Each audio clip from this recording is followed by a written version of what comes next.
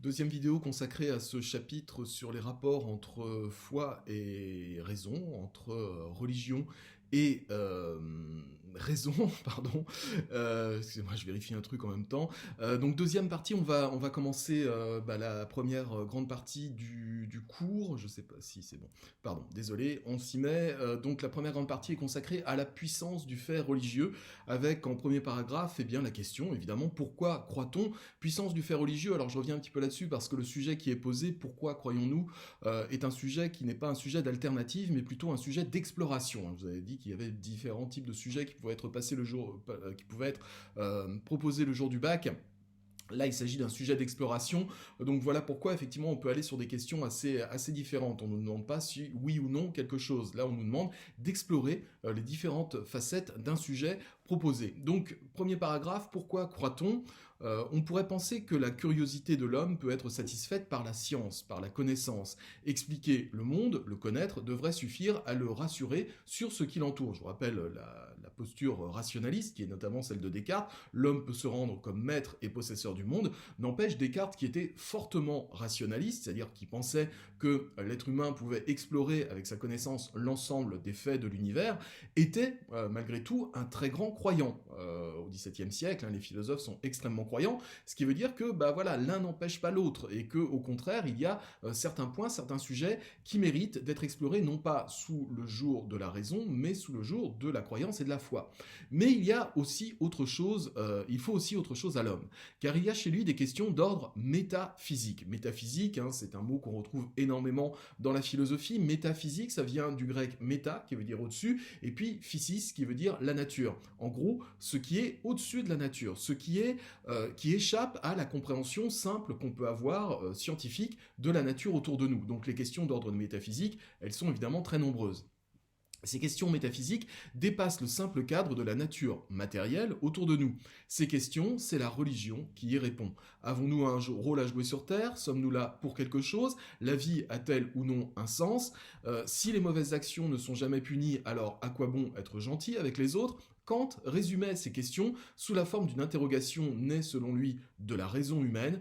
Que m'est-il permis d'espérer? Et ça, c'est vrai que c'est des questions qui sont récurrentes tout au long de notre vie, qui touchent notamment la morale. À quoi ça sert d'être moral? Est-ce qu'il y a un but à tout ça? Est-ce que voilà? Eh bien, la religion va y répondre de façon assez concrète enfin concrète, non abstraite, mais de façon très irréfutable. C'est cette espérance dont on ne peut pas se défaire. Et je vous renvoie donc au texte de Pascal qui affirme que le Dieu guérit l'homme de sa misère existentielle. Donc ce texte de Pascal, eh bien, il est à la page 203 du manuel. On peut le lire si vous voulez parce qu'il est assez court, donc prenez votre manuel, page 203. Dieu guérit l'homme de sa misère existentielle en voyant l'aveuglement et la misère de l'homme. En regardant tout l'univers muet et l'homme sans lumière, abandonné à lui-même et comme égaré dans ce recoin de l'univers, sans savoir qui l'y a mis, ce qu'il est venu faire, ce qu'il deviendra en mourant, incapable de toute connaissance, j'entre en effroi, comme un homme qu'on aurait porté endormi dans une île déserte et effroyable, et qui s'éveillerait sans connaître où il est et sans moyen d'en sortir. Et sur cela, j'admire comment on entrepoint en désespoir d'un si misérable état. Je vois d'autres personnes auprès de moi d'une semblable nature, je leur demande s'ils sont mieux instruits que moi. Ils me disent que non, et sur cela, ces misérables égarés, ayant regardé autour d'eux et ayant vu quelques objets plaisants, s'y sont donnés et s'y sont attachés. Pour moi, je n'ai pu y prendre d'attache, et considérant combien il y a plus d'apparence qu'il y a autre chose que ce que je vois, j'ai recherché si ce Dieu, dont tout le monde parle, n'aurait point laissé quelques marques de soi. Ici, on trouve quelques thèmes qui sont chers à Blaise Pascal, notamment cette espèce de solitude, de délaissement de l'être humain. L'être humain n'est pas un animal, il n'agit pas de façon mécanique, et donc il se pose forcément des questions. Et il est effrayé, cet être humain, on est au XVIIe siècle, il est effrayé par la vaste étendue de l'univers, et le fait qu'il n'y a pas tellement de réponses aux différentes questions qu'on peut se poser. On peut rapprocher ça d'une autre très belle citation de Pascal, sans doute une de ses plus connues, qui dit « Le silence éternel des espaces infinis m'effraie ». Le silence éternel des espaces infinis m'effraie. Je trouve que cette phrase est absolument magnifique et qu'elle résume bien finalement notre condition de mortel, doté d'une raison, doté d'une imagination, qui essaye de trouver des réponses et qui finalement on n'en trouve pas dans ces immensités de l'univers. Le monde est de plus en plus grand au XVIIe siècle. Avant on pensait que le monde était tout petit, au Moyen-Âge, qu'il y avait juste la planète Terre et puis pas grand-chose autour. Là on se rend compte que l'univers est infini et que nous on est juste des grains grain de poussière. La deuxième chose qui est importante dans ce texte, c'est quand Blaise Pascal dit que les gens, ces misérables égarés, ont vu quelques objets présents, s'y sont donnés et s'y sont attachés. Ici, évidemment, Blaise Pascal nous parle du divertissement. Je vous renvoie à notre chapitre sur le divertissement, c'est-à-dire qu'on essaye de faire diversion, d'oublier notre misère, d'oublier le temps qui passe, d'oublier le fait que nous soyons mortels, en s'adonnant à des petits plaisirs terrestres qui essayent de cacher la misère très forte qui est en nous. Et donc, Pascal nous dit, moi, plutôt que de m'attacher à ces petits objets, à ces petits plaisirs un peu misérables, je préfère être dans l'espérance de Dieu. Donc c'est une solution, une porte de sortie qu'il nous propose. Et ce texte est une sorte de compte-rendu de la foi profonde que Pascal peut avoir. C'est un petit peu comme Descartes. Pascal est un grand scientifique, il essaye de comprendre mécaniquement l'univers, mais il a aussi cette espérance en un sens immense qui est derrière la structure complète de l'univers, et ce sens-là, évidemment, c'est Dieu qui va le donner. Chez les philosophes, la notion de besoin apparaît souvent quand on parle de religion. Besoin psychologique de se rassurer par la présence d'un Dieu, c'est ce qu'on vient de voir. Besoin moral de savoir qu'il y a une justice transcendante. Je vous renvoie aussi au texte de Sextus Empiricus qu'on a lu avant, c'est-à-dire une justice qui est au-dessus de nous et qui réglera tous les comptes le moment venu. Le besoin de religion semble partout présent dans l'histoire des civilisations. Pourtant, certaines religions affirment qu'il n'y a pas de Dieu représenté par un personnage en particulier. Le bouddhisme, par exemple, rejette l'image d'un Dieu créateur ou tout-puissant. Il n'y a pas de Dieu personnifié chez les bouddhistes. Il n'y a pas une représentation de Dieu. Il y a le Bouddha, qui est un éveillé. Il y a d'autres Bouddhas, parce que Bouddha, ça veut dire celui qui s'est éveillé. Donc ce sont des figures tutélaires, un peu comme les prophètes dans nos religions à nous, Jésus-Christ, Mahomet, etc. Mais chez les bouddhistes, il n'y a pas de Dieu, il y a une grande mécanique de l'univers qui est divine elle-même. Donc ça va pas être un Dieu transcendant, ça va pas être un Dieu avec une image, un personnage, ça va être un univers totalement transcendant par rapport à nous. Mais même en l'absence de Dieu, il y a toujours dans la religion un monde supérieur, transcendant, qui vient expliquer et justifier notre monde à nous. Dans tous les cas, la religion apporte à l'homme une idée de dignité quant à sa propre nature. Alors l'idée de dignité, elle est importante, on la retrouve notamment chez Kant. La dignité, qu'est-ce que c'est ? La dignité, ça consiste à considérer l'autre non pas comme un moyen, mais comme une fin. Et la dignité, c'est ce que nous recherchons tous. Nous voulons tous être dignes. C'est-à-dire que les autres nous regardent comme un être à part entière. Et dans toutes les religions, vous allez retrouver cette idée de dignité. Ce que tu fais à l'autre, tu le fais à toi-même, nous dit le Coran. Nous sommes tous frères, c'est ce que nous dit la religion chrétienne et le judaïsme. C'est-à-dire, traite l'autre comme si c'était un autre toi-même. C'est ça la notion de dignité. L'autre n'est pas un moyen, c'est pas un instrument dont je me sers, c'est une fin, c'est-à-dire quelqu'un qui est tout aussi respectable que moi. Et ça, c'est un fait qui est répandu dans toutes les religions. Voilà, donc idée de dignité très très importante dans la religion, on la retrouve aussi évidemment dans la philosophie. Comment conquérir une dignité, comment se rendre digne vis-à-vis des autres et surtout comment considérer les autres avec dignité, c'est souvent ce que nous enseigne la religion, mais aussi ce que nous enseigne la philosophie, en particulier la philosophie morale. Deuxième paragraphe de cette première partie, la croyance est-elle une forme de connaissance ? C'est-à-dire, est-ce qu'on pourrait assimiler un petit peu la foi à la raison ? Est-ce que les deux sont totalement inconciliables ou est-ce qu'il y a malgré tout des conjonctions entre les deux ? La théologie est considérée en philosophie comme la science de Dieu, de ses attributs, de ses rapports avec le monde et avec l'homme. Théologie, ça vient de théos, qui veut dire Dieu, et logos, qui veut dire la parole vraie, la science. Donc il y a effectivement des théologiens qui existent, qui ont toujours existé, et qui essayent d'étudier le divin, d'étudier les dieux ou Dieu de façon un peu rigoureuse, un peu scientifique. Encore une fois, cette définition que je viens de vous donner, qui est entre guillemets dans votre cours, je l'ai trouvée dans le dictionnaire Lalande philosophique.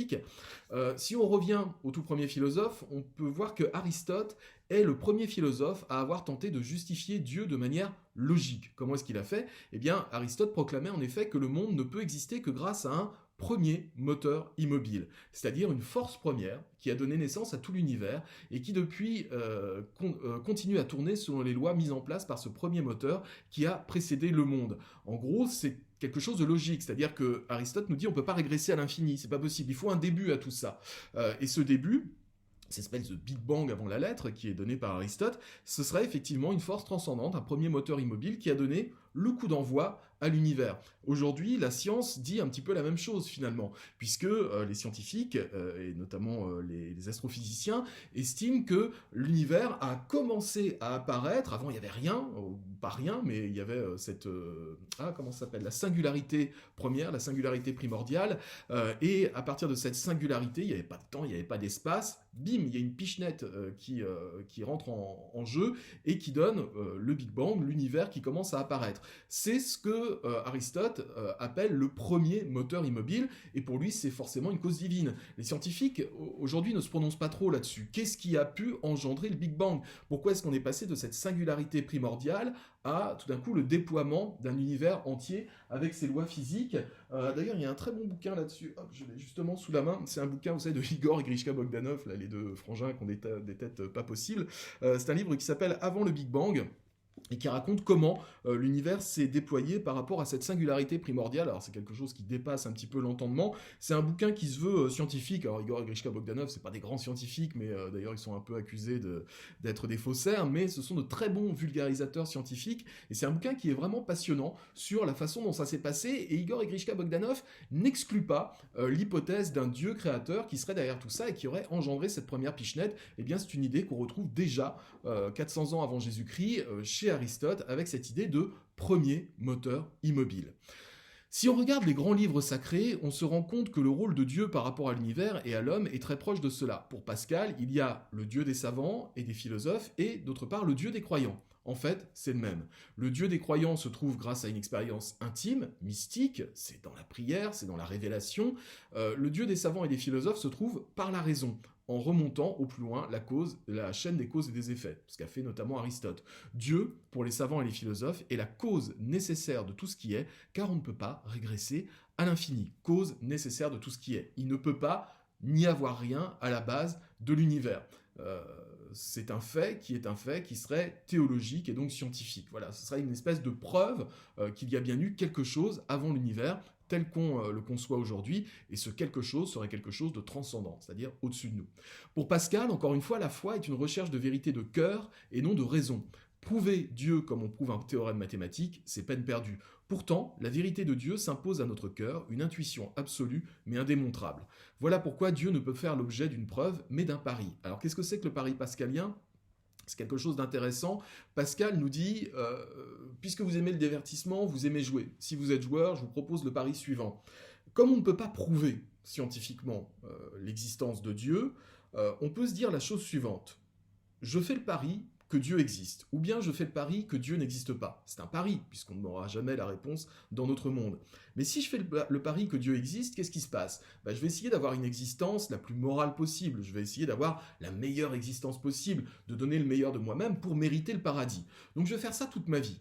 Et puis, à la fin, soit Dieu existe et je vais au paradis, soit Dieu n'existe pas et il ne se passe rien. J'aurais perdu quoi ? Pas grand-chose finalement. J'aurais gagné quoi ? J'aurais gagné la félicité éternelle, j'aurais gagné le paradis. Et en plus, j'aurais eu une vie extrêmement morale. Maintenant, faisons le pari contraire. Dieu n'existe pas, donc je fais ce que je veux, je peux être méchant, je peux être un vrai salaud avec les autres, je peux m'enrichir de façon frauduleuse. Bref, je profite de cette vie-là, sexe, drogue et rock'n'roll si je veux, puisque je me dis il n'existe rien après la mort. Et puis après la mort, bim, Dieu existe. Alors là, je peux vous dire que je vais en enfer parce que j'aurais eu une très mauvaise vie. Ou alors il ne se passe rien.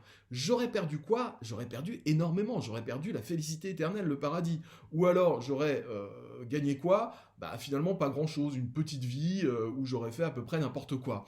Donc pour Pascal, très clairement, le pari, la question elle est vite répondue. Comme disait l'autre, il faut parier sur l'existence de Dieu parce qu'on peut y gagner une vie morale plus une félicité éternelle derrière, une joie éternelle d'être au paradis. Et si je fais le pari inverse, franchement, je ne gagne pas grand-chose par rapport à ce que je perds. Voilà le pari pascalien qui essaye de remettre un petit peu les gens dans la direction de Dieu, de la croyance, de la foi et de la morale. Ici se pose la question de la foi. La foi est une croyance inconditionnelle, impossible à remettre en question. La foi est une croyance absolue, c'est ce qu'on avait noté au début du cours. La question qui se pose est, la foi est-elle une affection rationalisée ou bien un simple sentiment ? Quand j'ai la foi, est-ce qu'il y a de la raison là-dedans ou est-ce qu'on est juste dans l'ordre du sentiment pur et simple ? J'essaye d'aller vite parce que je vois qu'on arrive à 15 minutes. La question qui se pose ici est, voilà, hein. La théologie cherche donc à trouver une place pour Dieu dans l'explication du monde. Les grands scientifiques, qui étaient aussi des croyants, sont nombreux. Dieu ne joue pas au dé avec l'univers, disait Einstein. Donc il introduisait, Einstein, il était croyant, il introduisait l'idée de Dieu dans sa science. De la même façon, quand l'astrophysicien américain Robert Maxwell a vu les premiers clichés du télescope Hubble montrant les vestiges de la naissance de l'univers, il s'est écrié « Nous voyons le visage de Dieu ». C'est assez étonnant, un grand scientifique, un grand astrophysicien qui dit en voyant la naissance de l'univers prise par le télescope Hubble, nous voyons le visage de Dieu. C'est quand même réintroduire l'idée de Dieu dans l'idée du Big Bang. On peut étudier Dieu de façon rationnelle en prenant plusieurs points de vue. Il peut y avoir la théologie révélée, qui part de l'étude des écritures sacrées, la théologie naturelle, qui s'appuie sur l'expérience et sur la raison, ou encore la théologie positive, fondée sur les autorités sacrées, comme les conciles, les documents, les paroles diverses des saints et des prophètes. Ça, ce sont les trois grandes directions de la théologie. Soit effectivement je m'appuie sur les écritures sacrées pour dire mais Dieu existe parce que les écritures existent. La théologie naturelle qui s'appuie sur l'expérience et la raison. On verra un exemple un petit peu plus loin dans le cours de cette théologie naturelle. Ou encore théologie positive, là c'est un petit peu ce qu'on appelle l'argument d'autorité. Ce sont les autorités sacrées, les conciles, les documents, les paroles diverses des saints et des prophètes. Alors on voit que la théologie révélée et la théologie positive se ressemblent pas mal, mais la théologie positive a plus une visée purement, j'ai envie de dire, parascientifique, quelque part. Voilà pour cette première partie. On développera un petit peu tout ça dans les parties suivantes. À très vite pour la prochaine partie du cours.